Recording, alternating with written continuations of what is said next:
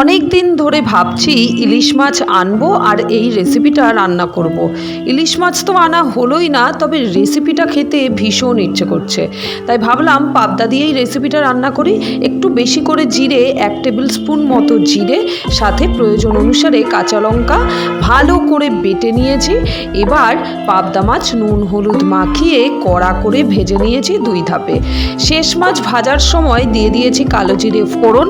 এবার যে মশলাটা বেটেছিলাম তাতে 1/2 কাপ মতো জল দিয়ে একটা ছোট্ট টমেটো কুচি করে দিয়ে ওই মাছ ভাজাতেই ঢেলে দিলাম।